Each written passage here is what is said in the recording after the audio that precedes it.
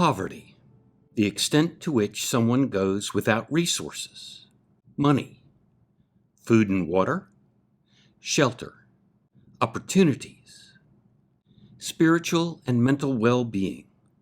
In 1997, inspired by the vision of Dr. John Wayne Smith, congregations, community leaders, and healthcare professionals came together to care for those without the resources to receive health care. I joined Dr. Robert McCrary in 1986 here in Hot Springs, and we had a nephrology practice, but in addition to taking care of nephrology patients, we took care of the general medical population as well. And we did like every other doctor and hospital in Hot Springs did. When we had a patient who couldn't afford care, we gave them the care and we wrote it off. And everybody did that. And there's two problems with that. One is there's more than just a doctor visit that encompasses health care. And so they may be able to see us and get our opinion, but there will be other parts of their care that they didn't have access to because they couldn't afford it. And then the second problem, and maybe more importantly, is that the patients didn't feel like they deserved free care. And they didn't trust institutions. And so that left them waiting too long sometimes to get medical care, and many times they waited too late. And so that was when I really got to thinking and praying about what we could do. And so we started off forming a committee in the Baptist church, and we got to work. And very soon we realized this is not a First Baptist Church Hot Springs project. This is a community project. And so we involved other people in the community and started doing our work. And then finally in 1997, we had our first clinic at the health department. Yeah, I think it was in December before we started in January that we decided we needed to have a town hall meeting to kind of get more community input to what we were hoping to do. So we had it one December night, and it was actually in the spot that we're sitting right now in the old sanctuary. And so the place was nearly filled up. Probably 300 people, and almost all of them were volunteers. And we had some patients, but we were expecting all of them to be patients and have to scrounge for volunteers, but that's not what happened. People were wanting this to happen, wanting to be a part of it, and that contributed greatly to the success in getting it started. Over the next 17 years, hundreds of volunteers provided compassionate care to thousands of patients through our charitable clinic, expanding treatment to include medical, dental, vision, and pharmacy. Included in that care was tending to the spiritual wounds that poverty inflicts upon those trapped in its cruel grip. In 2014, our vision looked beyond physical health care. It was abundantly clear that poverty was at the core of every patient's condition. We recognized that if the impact and reasons for poverty weren't included in the care provided, the cycles of crisis, chronic disease, and suffering would not be interrupted, would not be disrupted. The big change came in 2014, I believe. Our patients, all of a sudden, many of them had health care insurance. And so we obviously came to a fork in the road. We basically had three options. We could shut down. Many clinics like us were closing down. We could keep moping along like we had been doing with a lot fewer patients. Or we could change. And so we got familiar with the Bridges Out of Poverty material and the program, and we started that. And so now, today, we work hard every day to disrupt poverty. Bridge, a structure built to provide passage over an obstacle, something that is otherwise difficult or impossible to cross. Poverty disruption means that a bridge is built, a map is drawn, a path is forged, not by others, but by the people themselves, those who have been stranded in poverty, whether generational or situational poverty. We simply provide the opportunity and guidance to facilitate the discovery of a new way to live, a way to traverse a bridge over poverty's turbulent tyranny and build a more sustainable future that includes hope. So I actually am a graduate of Getting Ahead While Getting Out, which is an initiative that is inside the detention center here in Garland County. And so if I could just be honest with you for a second, the reason I started attending class was really just to have something to do, to fill my time. But after I met my facilitators and was in class with them a few times, I recognized that this was something different. Our facilitators were women that actually cared about where we were at in life and why we were in the detention center. They cared about what had happened to us to get us to that point. And so some of the things that I learned, while they may seem really basic to some people, they weren't basic to me, because I was a drug addict for 15 years, which had led me to a criminal lifestyle. And so things simple as budgeting and writing a check and balancing a checkbook, having a bank account, doing direct deposit, utilizing my resources. And, you know, when you think about resources and poverty, which is the piece that this initiative speaks to, most people think financial. But I learned that I was in spiritual poverty. My integrity was in poverty. I was in spiritual poverty because I had no relationship with God. I was in poverty with my social capital because every relationship I had ruined or caused mistrust. And so there's a plethora of things that I learned from Getting Ahead While Getting Out. And I can honestly say that it gave me hope. And I walked out of the detention center, somebody from the world's eyes in poverty with nothing, but I had all the tools in my toolbox I needed to make my way out of that. My life changed significantly.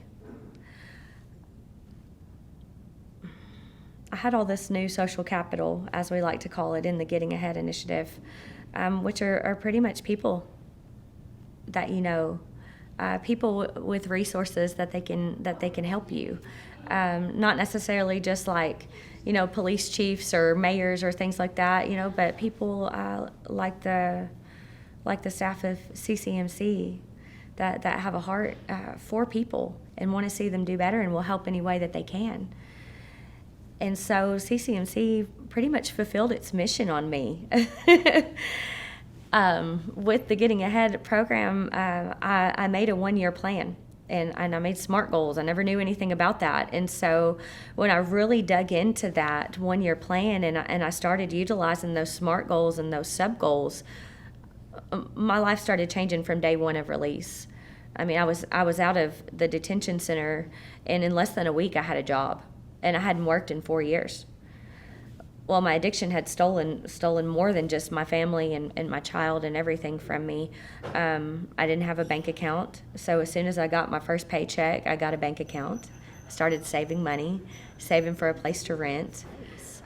And so within a year of working that timeline, I had already smashed all my one-year goals in 6 months. I had a car, I had a bank account. I had multiple jobs at that time. I'd gotten my little boy back. I met my husband.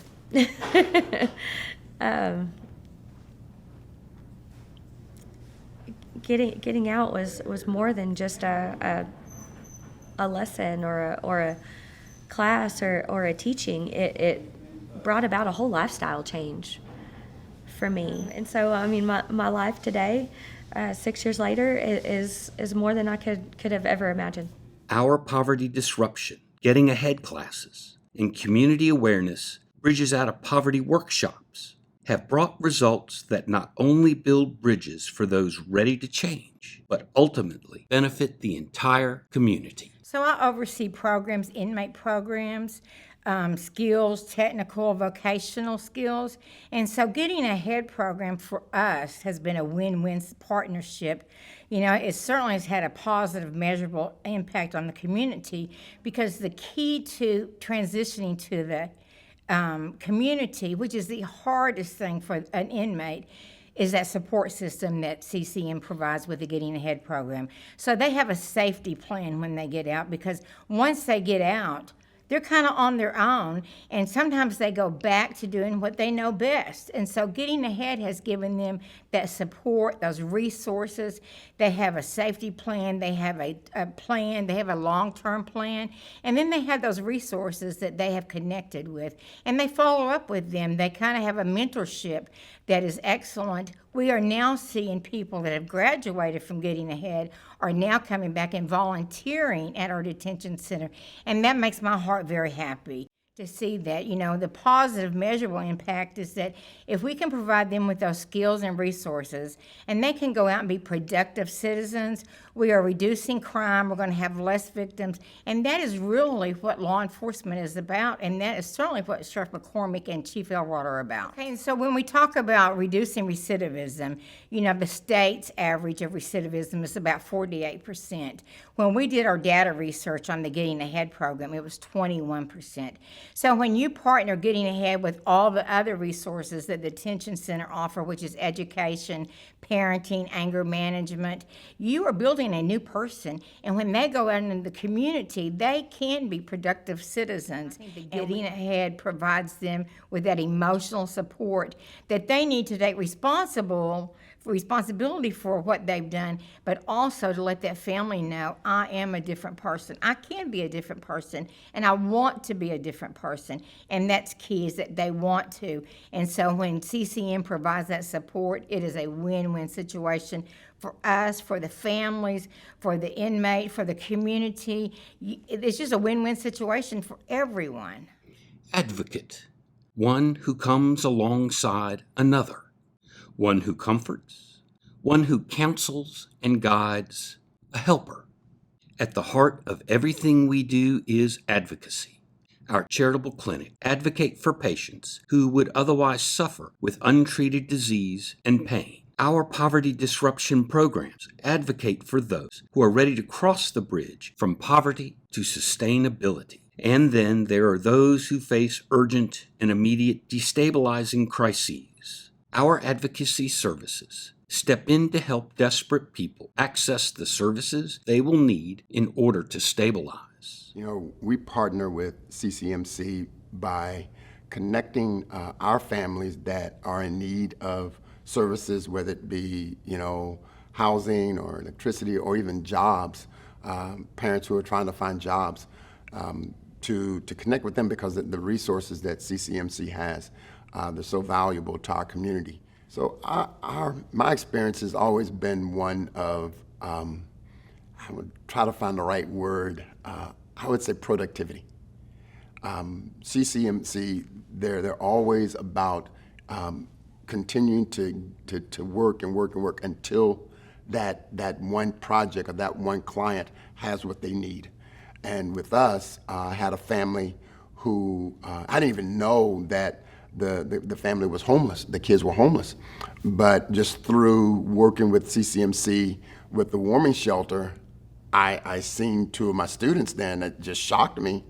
And then I just immediately said, okay, how can we connect with this process of helping families get jobs, helping families find shelter, so that the kids, you know, and these are two sharp kids, the kids can have hope and have a place of safety and comfort. And so CCMC has allowed us to connect with them in that way. And it's been pretty successful. I just think that CCMC is one of those organizations that we have to continue to try and find ways to support and encourage, because of the work that they're doing. And it seems that, it's not just working with people with poverty, it's working with people who are in need. And all people have needs. And so CCMC is the kind of organization that they cross all lines, whether economic or ethnicity or race or whatnot, and they do it with such professionalism that you can't deny the work that they're doing and that it's gonna succeed. So We not only look at the presenting circumstance, we assess each client's situation. We know the questions to ask, the direction to go, and the referrals to make. We help clients develop a strategy and provide follow-up so that they have the opportunity to transition from living crisis to crisis and begin building plans to move beyond the tyranny of the moment. We were only providing a portion of what our patients needed. Healthcare was just a small part of their lives. And what they really needed was hope. Charitable health care, poverty disruption programs, advocacy services. For 25 years, our mission to improve life for our underserved, under-resourced neighbors has remained the same. I've been asked to share an email that I sent to our team before we got started. And this is in September of 1996. Pray. We're making critical decisions now. Brainstorming is fun, but now we're into decisions that will affect the success and philosophy of the clinic. We have to keep in mind that what we do should be a reflection of God's purpose through us. Only through prayer can we keep that in perspective. Even due diligence without prayer can be meaningless. We're not doing this for us. In a way, we're not even doing this directly for the people we will serve. We're doing it for God first and foremost, trying to be obedient so that others will see Him in us. CCMC stands at the ready, coming alongside those who need an advocate, a guide, a friend, a healer. And when we do so, when we help people to stabilize, it is good for all of us. This is what we try to do every day. And it's indeed a privilege to be a part of this organization and this ministry that's functioned for so many so long. Indeed, it's an honor and a gift to love our neighbors. We need not ever forget that. There's too much left to do.